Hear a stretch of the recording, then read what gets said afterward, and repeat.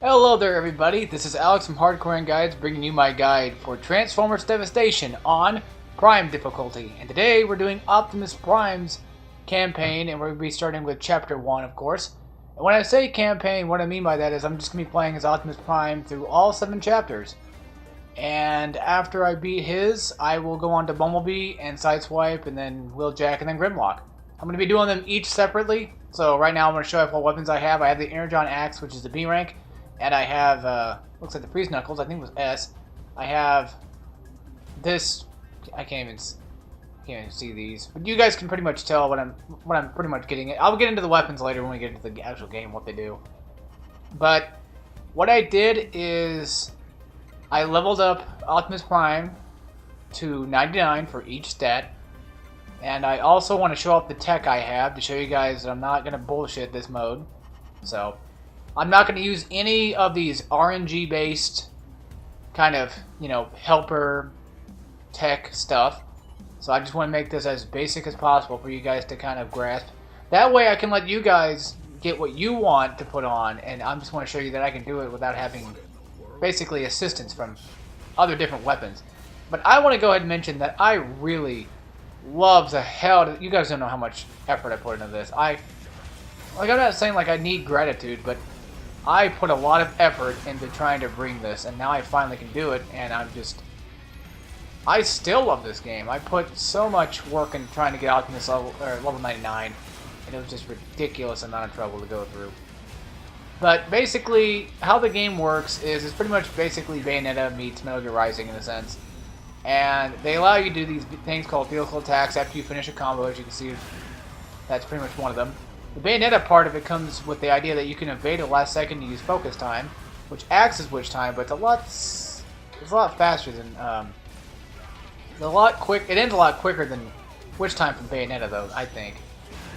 But this is the first chapter. It's not really that long, but the shortest chapter I think was 5. So it's extremely short. It's like 3 missions long. This one I think might be like 50. Usually the average is like 15 to 20 missions. And as you can see in the top right corner, it tells you what your mission is, and it tells you all that good stuff. I'm hoping that you guys have actually picked this game up, because I pre-ordered this game. I saw that it was being made by Platinum Games, and I said, I have to get this. And I know about Legend of Korra. I know, people are probably like, well, Platinum Games doing a, like a TV show kind of game, or a game based on a TV show and stuff like that. Well, it's not really a good idea. Because with Legend of Korra, it wasn't really that good, some people might say. I've not played that myself, but I assume that's what people think about it, and they probably thought that this game wouldn't be as good either. This game's not really that popular, or popular as well, and it's kind of disappointing because it's such a damn good game, damn fine game. And hopefully I'm one of the very few people out there who can actually bring you somewhat of a decent guide. I'm going to try to give as many tips and tricks, but the most basic of tips and tricks will be presented quite often in this guide. But I'm using, for my 2 weapons, I'm using the Freeze Knuckles, which I think it's like S rank. I'm not using any weapons I got from beating Prime mode. I'm using all the weapons I got from beating Magnus mode, and beating challenges and stuff and such. So you don't have to get those weapons specifically that I have, but one of the weapons I recommend you have are Energon weapons, which basically they allow you to, as you get to see later in the video, I use an Energon Axe, which is a B rank, and I do have them fully leveled too. I have them like to level 40, and I think that one's like level 30. This one I think goes up to level 40.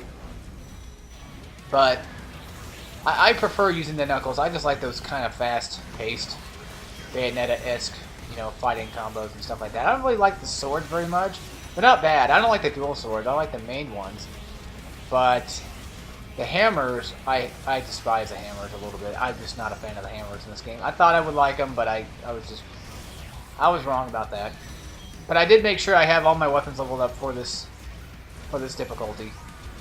I've gone through this game so many times. I beat all the missions, well, not all the missions, all the challenges on normal mode.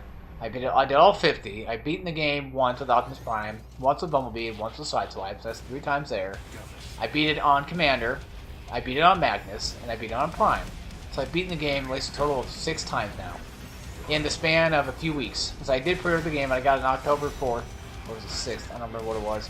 Whatever day it was, I got it, and it was I was thoroughly impressed. I definitely enjoyed this game.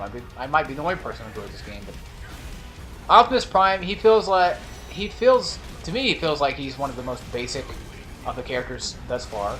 He doesn't have very many, optimal moves, but his overdrive is amazing. I love that semi-truck ability that you can transform into a semi. Well, that's what he does. He transforms into a semi, and then you can basically throw his trailer at it. Well, you can't throw him, but he can swing it around and he'll hit enemies with it. Whenever you're doing a vehicle attack, make sure you hold it down. That way you can do more damage. That's one thing that not a lot of people probably realize. And to be honest, I didn't realize it at first either until I actually read it online that you could do that. But actually, if you hold it down, you'll transform. And of course, you have the ability to dash. And the vehicle attacks, from what I understand, are somewhat random on what you do. Like that one, for example, if the enemy's on the ground, you'll usually end up, if you do a certain combo, that I think goes into it. Now, Bumblebee has the ability to do 2 vehicle attacks at one time, and for some reason Optimus also has that ability now too. I never actually figured out how he does it. I think it's when you jump towards an enemy and you have a chance to do another attack, but I will look more into that just to make sure. But this is Devastator. He's the easiest sub-boss we have to fight, and there's going to be a fight later with a boss named Minosaur, and he's going to be a lot harder than this. Also, we're not going for rank. I'm not going for the double S rank, so I'm not going to worry about that. But the other weapons I have this like plasma cannon. I think that's what it's called. It comes with a shield. I just picked it up. At first, I didn't like it. I didn't think it was going to be very good. It didn't have very many shots. I had like 6 shots, and I think I upgraded it to like 8. And to be honest with you, it is a damn good weapon, and especially, after you. Okay, actually, I was going to explain real quick. After you combo and you do a vehicle attack, you can do another vehicle attack if you aim in. As soon as you get done doing a vehicle attack, you can aim in, and you can hit into another one. Enemies with shields, since Megatron has a shield, enemies with shields, the best way to take them out is to dash into them and hit triangle, because charging takes so long to do. Charging attacks are basically hold down triangle, but I'm playing the PlayStation 4 version of this game, so everybody knows. But Megatron, his fight's pretty easy. You'll only have to get him down to half health. He's not really that big of a threat in the beginning, but he's not even that hard throughout the whole game anyway. Spoiler alert, he's pretty much the final boss. But the other weapon I have is called a loudspeaker, and it doesn't really matter which version you have. It doesn't matter what rank it is, because it doesn't really do very much damage anyway. What it does is it stuns enemies, and it's extremely good on bosses, especially bosses. Now, sub-bosses like that Devastator and Minosaur, it doesn't stun them. But like bosses like Motor Master and Megatron and other Decepticons that you'll be fighting, it is like I heavily recommend it as a weapon to have in the party. You get plenty of ammo with it, and it's extremely good. I'd even go as far to say it might be a little bit overpowered, considering the fact that you stun enemies. There's other ways to stun them, I just don't exactly know 100% how to do it. But these are our regular ground soldiers right here. They're not really that big of a threat. The only ones that are really hard to fight are the yellow ones. They are pretty combo happy, but they can't break your combo either, so it's nice. They also gave you the ability to do parries in this game too, but it's not like it is in Metal Gear Rising. It's like it is in Bayonetta. So if there's an attack coming towards your way, you want to hit the stick in the direction the attack's coming towards you at the last second, or pretty much as the attack pretty much is about to hit you, and then you can parry it. It's better to parry like missiles and drills and stuff that are coming towards you instead of actual regular attacks. You can just get focus time off those instead, and save yourself a lot of trouble that way. Now, if you guys don't know how to buy moves in this game, or like buy the parry and such, the way you buy those is you go to the lab on the arc menu. You go to the lab, and they'll have a thing say like buy and sell moves and buy items. That's where you buy all your items, your weapons. You can buy weapons and items and sell them that way. And I recommend getting all the moves before you start Prime. That way you can just have everything unlocked. Most of them, 2 of them I don't even use. There's one where you jump back and you jump forward again.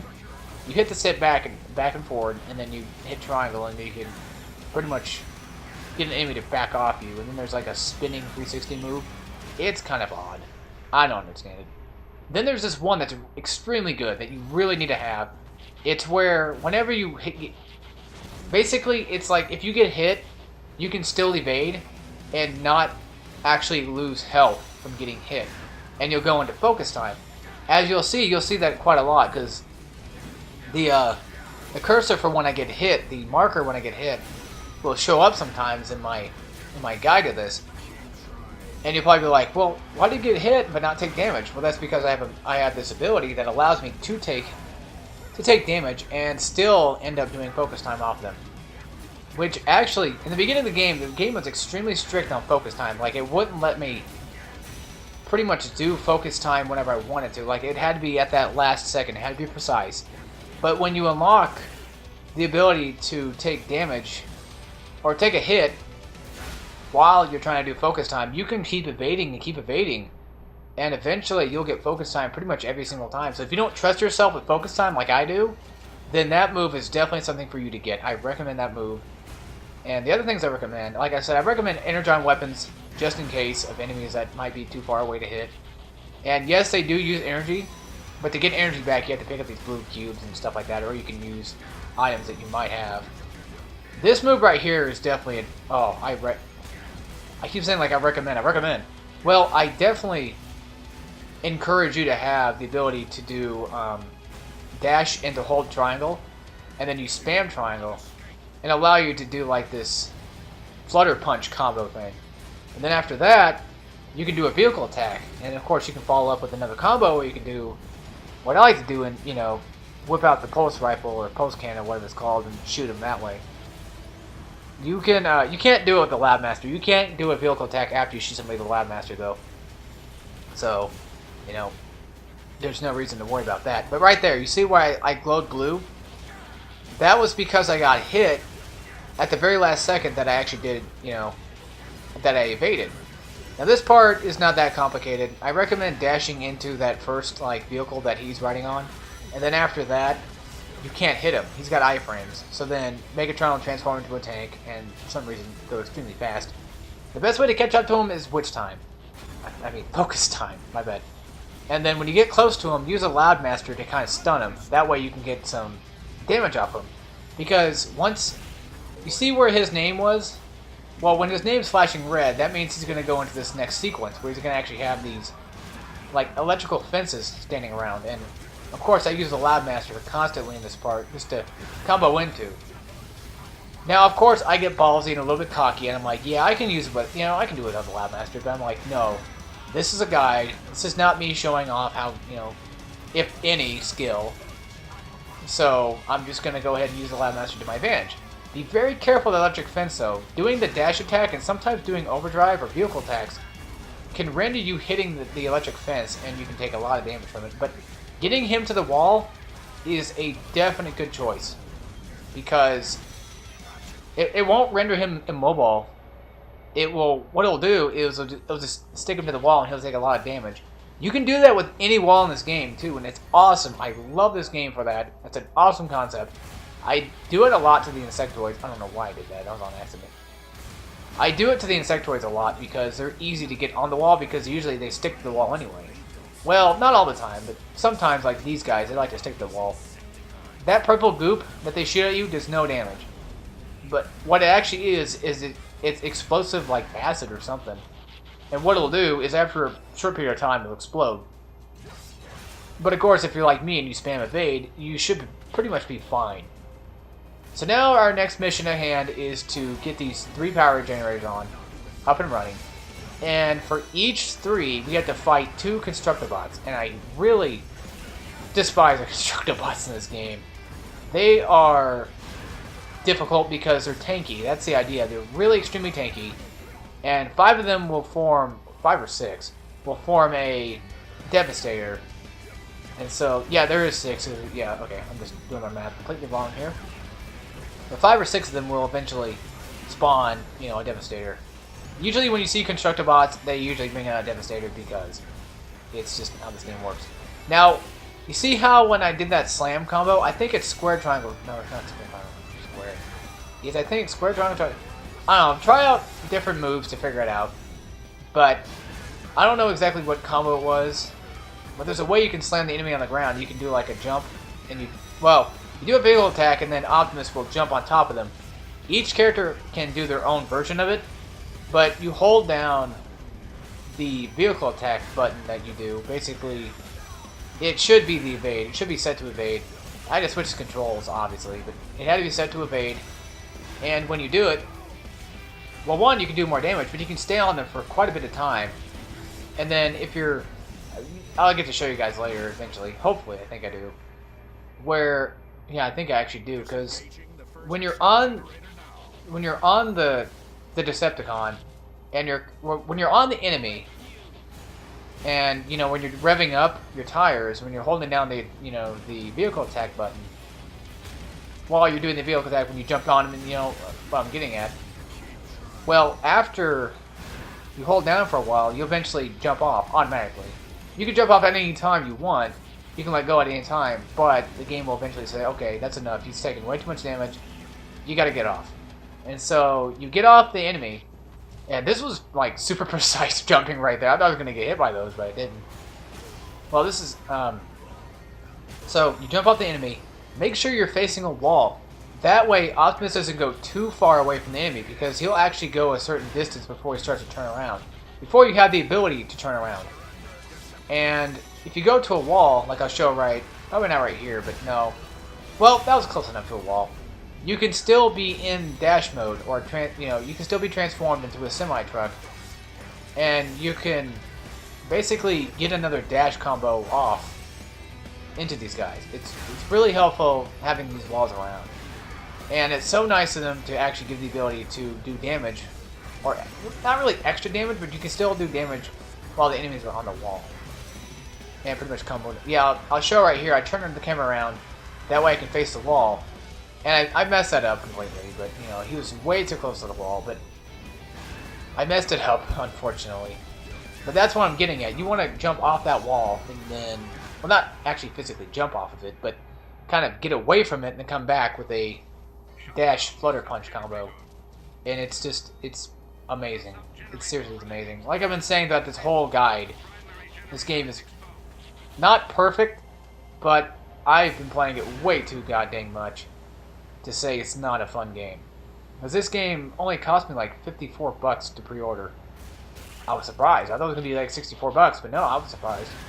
There's only 7 chapters. The game's pretty short, normally. But what makes up for the shortness is the replayability. And that's what I love about Platinum games, though, is their replay value is just ridiculous in terms of these games. I think that Bayonetta might have been the start of that. I'll have to go back and check that out to be on the safe side. I guess that Flutter Punch combo I do right there, I believe... Well, that's each type of weapon has their own unique set of combos. And that's why I like using like Wrecking Ball or Freeze Knuckles and stuff like that.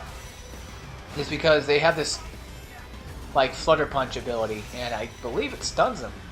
Yeah, I guess if you do not like a perfect combo, but if you can get like certain combos off these guys, you can stun them.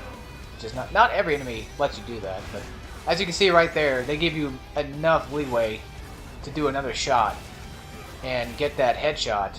Because like when you tap L1, you can... Well, I have the aim assist ability on because, well, I'm a loser. I have to have it. But I have that ability on. It doesn't make the game any, easier or make it gaming. It doesn't make it any easier. It's just there. It's basically what it doesn't Call of Duty. You keep tapping the L1 button or the aim button. Eventually, Optimus or whoever you're playing will, basically zoom their weapon into the enemy's like chest or possibly their head. But when you're doing a combo and you aim swap into an enemy, then you can shoot them and get another vehicle attack off them, which was what I was explaining earlier. And it's extremely helpful to have aim, or I think it is aim assist. Well, I call it aim assist, but I don't know if that's exactly its name, but that's what I'm going to call it. I want to mention, I'm not going to be getting all the collectibles in this guide. I'm not going to be doing any of the extra side missions. It's just going to be a straight, run-of-the-mill, through and through, Chapter 1 to 7, Prime Mode guide. And I don't mean to piss a lot of people off, but that's just what I'm doing. Now, you see how there's insectoids that are shooting at me, but the mission number didn't come up? Well, that's because you don't actually have to do that mission. When the mission number comes up, it usually forces you to stay there and fight. But I recommend skipping that fight because the enemies are staying in the air. That's all they do. Unless you get them on the ground, but they're pretty much staying in the air the entire time. And these buzzsaws are a pain in the ass. I hate these doors. At first when I was playing this game, you go through this city at least a few times throughout the whole game, and I'm thinking like, please don't tell me this is all I do in the game, is just go through this stupid city. No, you know, thankfully they changed it up, so. I whip out the credit scanner because I need some more money. It doesn't affect your ranking, I don't believe. I don't think I affect your rank. Even like dying, like the ranking system in this game is so weird compared to Metal Gear Rising. Like I'm so used to like, don't take damage and you win. And now it's like, oh, you can take damage. You can die if you want, but you know, you gotta do a lot of vehicle attacks and a lot of overdrive and a lot of that good stuff. Ultimate attacks. Ultimate attack I don't think counts towards stats. You gotta do parries, reversals, which I don't know how to do a reversal. I don't know how to do a reversal, so I apologize for that. To build up ultimate attack, it's that bar on the very far left with the Autobot icon on it. To build that up, you either get... Actually, I think that blue cubes were actually stuff to build up gauge meter, I think. I could have sworn that was for your regular energy. I don't know. I'll have to go back and, you know, check that out myself. But, yeah, I think it is the blue cubes that actually give you gauge. Okay, so I was wrong. Alright. Well, anyway, there's no items to actually build it up. I think to build up your weapon energy, I guess you just kill enemies. And they should drop, like, these yellow or orange-like cubes. But yeah, right there, I had a chance to do another vehicle attack and I screwed that up. That's what I was talking about earlier. They give you another chance to do it, so. Well, anyway, to build it up, focus time's a pretty good way. It does take quite a long time to build up with focus, but you'll eventually get it. I think vehicle attacks and just normal attacks should build it up, but focus time has been the most liable thing for me, in my opinion, because, you know, especially for sub-bosses, where there's not a lot of enemies, they don't drop a lot of, you know, blue energy cubes. That way I can, you know, build up focus time that way. Not focus time, but the ultimate attack. And, you know, since I have to fight Devastator by himself, it's just better I just use focus time to get as much focus time on it off of him as I can. And try to kill him off that way. Like I said, Devastator is a pain in the ass, but he's not that big of a pain. Now, you do get, you can use, you know, health packs and stuff like that, but they give you this thing called an auto repair kit.